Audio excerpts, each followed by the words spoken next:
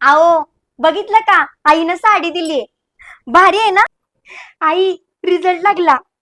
बघू काय गुण उधळलेत. अरे वा, 81.80%. अगं बाळा, प्रियाचा फोन येतोय. थांब बघते. हॅलो.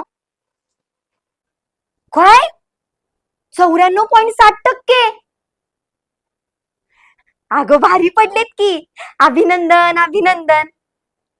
बर बर बर, चालतंय बाळा, कर परत. हा, ठेवते. बघा बघा, किती मार्क्स पडलेत प्रियाला.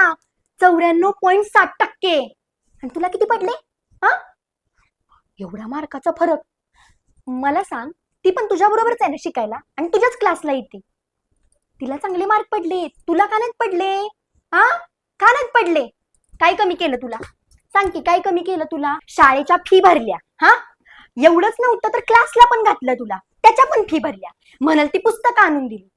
मग अभ्यास का नाहीस केलास? अगं पण आई, मी केलेला की ग अभ्यास. म्हणे अभ्यास केला. कुठे दिसतोय अभ्यास? हा, दिसतोय रिझल्ट मध्ये अभ्यास? नाही नाही, मोबाईल घ्यायचं आणि अभ्यासाच्या नावाखाली डिवचत बसायचं नुसतं. हिंडायचं इकडनं तिकडनं नुसतं. अभ्यास करायचं कळत नाही का? हा, कळत नाही.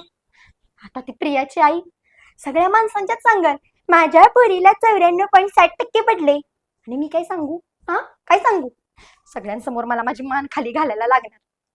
काय कुठं असली जन्माला आली काय माहित पोरगी. कशात सुद्धा नाव नाही आतापर्यंत, कशात सुद्धा नाव नाही. हा, असंच आहे नेहमी.